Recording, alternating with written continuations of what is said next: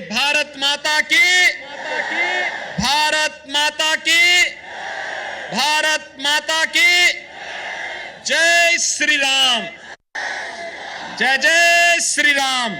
अभी मुझे यहां आकर के सिद्ध विनायक मंदिर में दर्शन करने का सौभाग्य प्राप्त हुआ है। और भाइयों बहनों, इस खेड़ा जनपद में ही डाकोर के पास रणछोड़दास मंदिर है।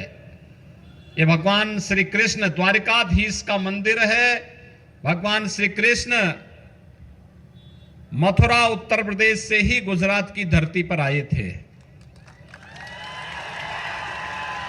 और गुजरात की जनता ने उन्हें द्वारिकाधीश बना दिया। गुजरात की धरती ने इस देश को राष्ट्रपिता महात्मा गांधी दिया, जिन्होंने देश की आजादी का नेतृत्व करते हुए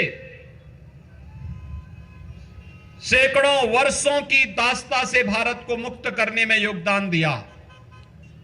और गुजरात की धरती का कमाल है, लौह पुरुष सरदार वल्लभ भाई पटेल भी गुजरात की धरती पर पैदा होकर के भारत गणराज्य का एकीकरण करते हैं। गुजरात की धरती का चमत्कार है, दुनिया के सबसे लोकप्रिय नेता भारत के यशस्वी प्रधानमंत्री श्री नरेंद्र भाई मोदी जी भी गुजरात की धरती की माटी की देन है। भाइयों बहनों, वैश्विक मंच पर आज भारत दुनिया की सबसे बड़ी अर्थव्यवस्था के रूप में स्थापित हो रहा है। हम सब जानते हैं यह देश वर्तमान में अपनी आजादी का अमृत महोत्सव मना रहा है और इससे बड़ा सौभाग्य क्या हो सकता है कि जब देश आजादी का अमृत महोत्सव मना रहा है, उन स्थितियों में जिस ब्रिटेन ने 200 वर्षों तक भारत पे शासन किया था, आज वही भारत ब्रिटेन की अर्थव्यवस्था को पछाड़ करके भारत की दुनिया की 5वीं बड़ी अर्थव्यवस्था बना है। यह भारत के लिए, हर भारतवासी के लिए गौरव की बात है। भाइयों बहनों, आज वैश्विक मंच पर भारत की प्रतिष्ठा बढ़ी है। दुनिया के 20 बड़े देश, जिन्हें G20 के नाम पर संबोधित किया जाता है, जिनका दुनिया के 80% संसाधनों पर अधिकार है, वे 20 बड़े देश आज प्रधानमंत्री मोदी जी के नेतृत्व में भारत अगले 1 वर्ष तक उस G20 के देशों का नेतृत्व करेगा। आजादी के अमृत महोत्सव पर इससे बड़ा सौभाग्य और क्या हो सकता है। भाइयों बहनों, आज भारत की सीमा सुरक्षित हुई है तो भारत के अंदर आतंकवाद, नक्सलवाद, अलगाववाद समाप्त हुआ है। आज गुजरात में दंगे और कर्फ्यू नहीं लगते। ये दंगा और कर्फ्यू कांग्रेस ने दिया था, लेकिन भारतीय जनता पार्टी ने मोदी जी के नेतृत्व में गुजरात में सरकार गठित होते ही दंगा और कर्फ्यू सदैव के लिए समाप्त कर दिया। कर्फ्यू पे कर्फ्यू लग गया। आज भाइयों बहनों, कर्फ्यू नहीं लगता, दंगे नहीं होते। आज गुजरात में विकास होता है। सोमनाथ का मंदिर का पुनरुद्धार होकर के भगवान सोमनाथ का भव्य परिसर बनकर के तैयार होता है। द्वारका धाम, द्वारकाधीश का धाम भव्य स्वरूप लेता है। मां अंबा का धाम भव्य स्वरूप लेता है और गुजरात एक बार फिर से भारत के गौरव का प्रतीक बन जाता है। भाइयों बहनों, आपने देखा होगा कोरोना कालखंड में संकट थी पूरी मानवता के सामने। पूरी दुनिया पस्त थी कोरोना के सामने, लेकिन प्रधानमंत्री मोदी जी के नेतृत्व में कोरोना कालखंड के दौरान एक एक मंत्र, प्रधानमंत्री मोदी जी का एक एक मंत्र भारत की 135 करोड़ जनमानस को बचाने के लिए महत्वपूर्ण साबित हुआ। उन्होंने एक एक मंत्र दिया, जान है जहान है,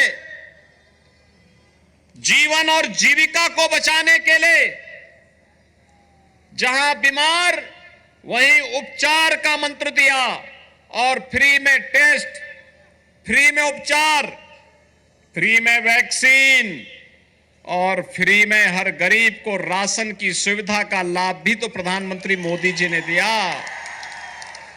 ये डबल इंजन की सरकार का कमाल था भाइयों बहनों। अगर कांग्रेस की सरकार होती, वैक्सीन को ये लोग मार्केट में बेच देते और गरीब का राशन खा जाते। किसी गरीब को राशन नहीं मिलता, किसी को फ्री में वैक्सीन नहीं मिलता अगर कांग्रेस होती तो।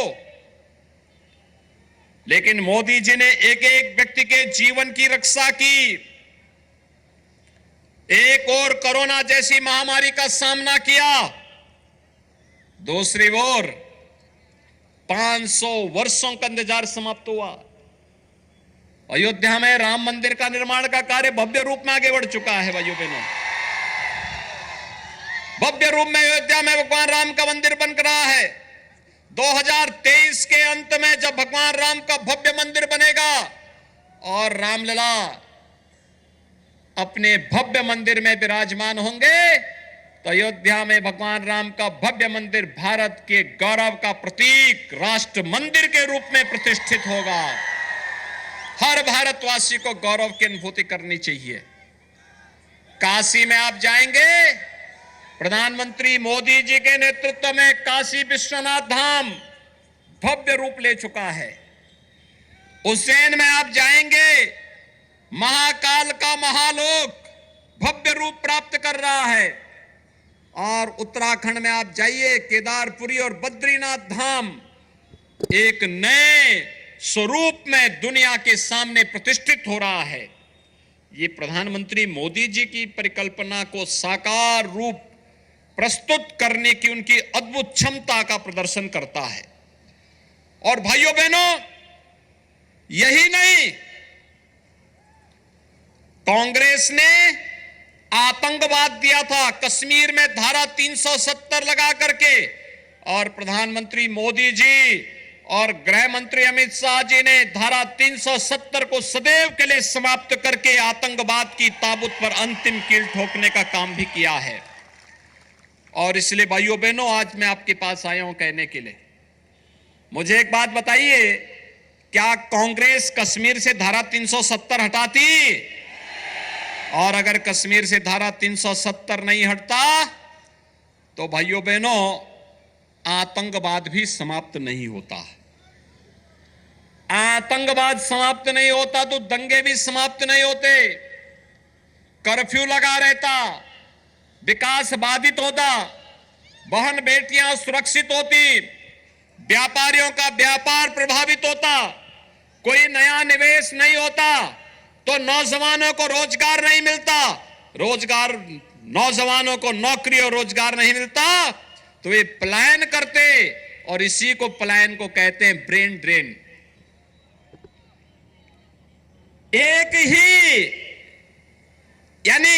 ही चोट से सारी बीमारियों का समाधान कर दिया कश्मीर से धारा 370 को हटा करके। और मैं पूछना चाहता हूं, क्या कांग्रेस अयोध्या में राम मंदिर का निर्माण करती? क्या कांग्रेस कर पाती? क्या कांग्रेस अयोध्या में राम मंदिर का निर्माण करती? और क्या कांग्रेस काशी में काशी विश्वनाथ धाम का निर्माण कर पाती? भाइयों बहनों, कांग्रेस न आपके संकट में सहयोगी बन सकती है। कोरोना कालखंड में ये दोनों भाई बहन कहीं दिखाई दे रहे थे क्या? कहीं नजर आ रहे थे? आज भी नहीं आ रहे हैं। नहीं दिखाई दे रहे होंगे। आपने देखा होगा भारत जोड़ो आंदोलन चला रहे हैं, भारत जोड़ो यात्रा चला रहे हैं, लेकिन भारत जोड़ो कैसे चला पा रहे हैं देख रहे होंगे। उनके मंच पर राष्ट्रगान के लिए खड़े होते हैं और पता लगता है कि वो फिल्मी गाना बजने लगता है। ये है उनका भारत जोड़ो। भाइयों बहनों,